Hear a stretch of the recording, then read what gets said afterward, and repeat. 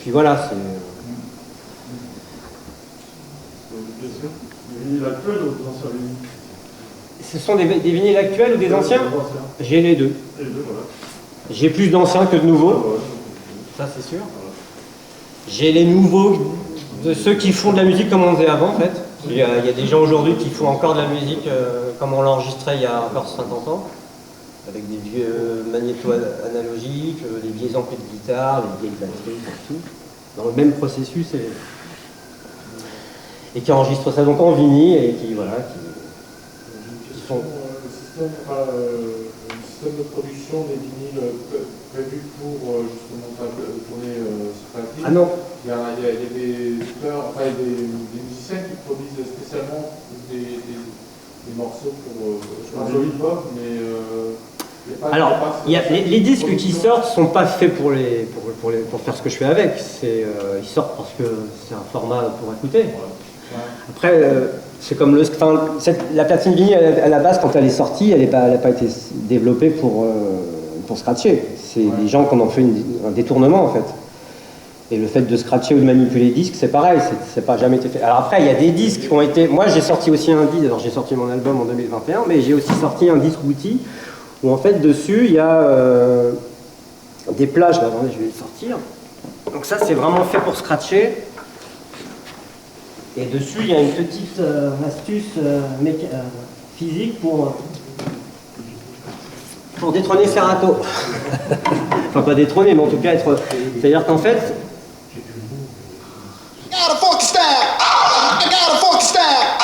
Là, en fait, il y a une plage de son qui est enregistrée à 33,1 tiers, c'est-à-dire qu'en fait...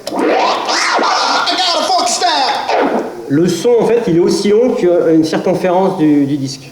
C'est-à-dire qu'en fait, si jamais je fais sauter... Parce que la hantise d'utiliser des platines et le vinyle, c'est que quand on scratch, ça saute.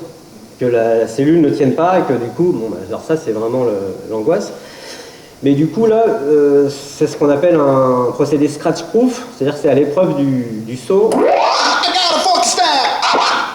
C'est-à-dire que là, en fait, où que je me trouve... Alors la plage, vous ne voyez pas ici, mais sur 1 centimètre, là, il y a toujours la même chose qui est gravée. Mais à 33 un tiers. Ce qui fait qu'en fait, quand ça saute, bah, ça retombe toujours sur ses pattes. C'est-à-dire que là, où que je me trouve, là, je suis toujours en difficulté. Donc, je vais bourriner. Ça va peut-être sauter, mais en tout cas, ça s'entend pas parce que ça a été aussi en avant ou si on après. Bon, donc ça, c'est vraiment un disque fait, un vinyle fait pour scratcher.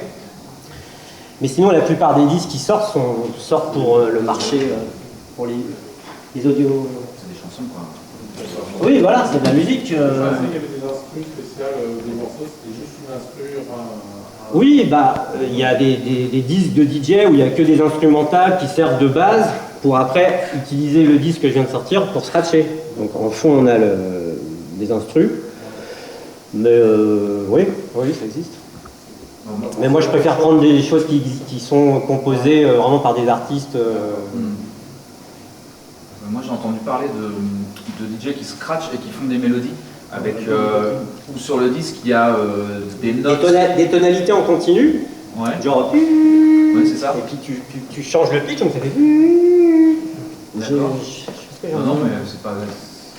C'est savoir. Je sais pas si tu vois, ouais. Comment? Ouais, moi j'avais entendu parler où je pense qu'il y avait une note, alors je sais pas si c'était pendant un tour complet ou... Il y a plusieurs notes même. Plusieurs notes, tu sautes, tu choisis ta note. Tu zappes voilà, comme j'ai fait, voilà. Ça te permet de... Et après, tu peux moduler la vitesse, donc tu changes le pitch et tu peux cutter avec ton transformateur. Donc ça devient... parce que le scratch, ça donne une impression très rythmique. Oui. Même s'il y a des changements de hauteur quand même. C'est un peu scabreux quand même, moi je trouve. Ouais. À un moment donné, je veux dire, pour un synthé, quoi. Ouais, c'est ça. Enfin, ouais. Bon. Non, mais c'est marrant sur le principe de se dire qu'on peut... on peut faire plein de choses, même tu peux faire des... Ouais. Tu peux faire de la batterie, hein, avec juste une grosse caisse et une caisse claire. Hein. C'est ce que j'avais tout à l'heure. Breakdown. C'est sûr. And the beat goes on. And the beat goes on.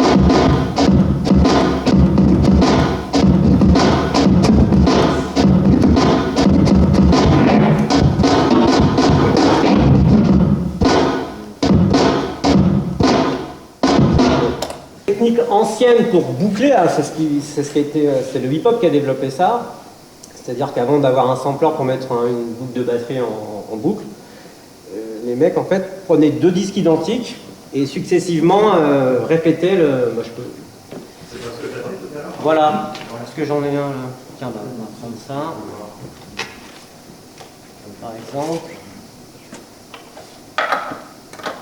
Du coup, il y a certains disques que tu as en double. Les 45 tours, je les ai presque tous en double. D'accord.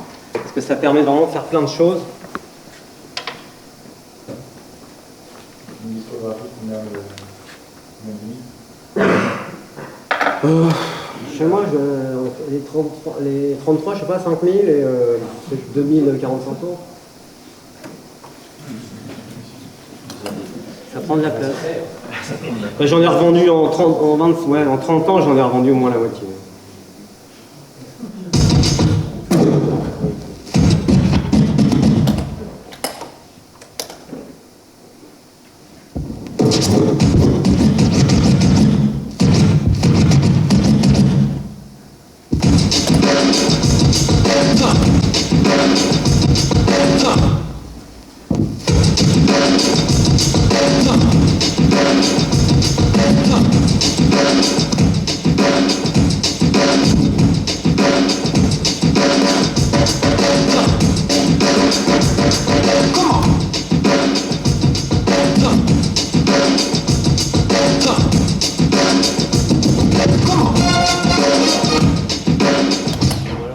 Du coup, tu es plus limité aux 3-4 minutes de la longueur de ton disque, parce que tu les remets.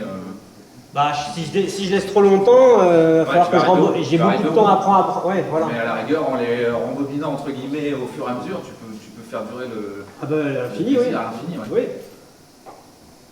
Puis après, t'as vu, je peux jouer avec les caisses claires. Ouais. Ta, ta, ta, ta, ta, ta. Je peux vraiment composer le rythme. Ouais, donc là, il faut quand même bien connaître aussi ton. Ah bah, faut savoir où, quand tu vois sur ton disque, le pied, la caisse claire. Et quand tu rentres, voilà. C'est pour ça que la petite pastille, elle est vraiment Ouais, ça te permet de indispensable situer pour se repérer dans l'espace. Ouais. Apprêtez-vous à entrer dans une nouvelle dimension où les portes entrebâillées du temps peuvent se refermer sur vous à tout jamais.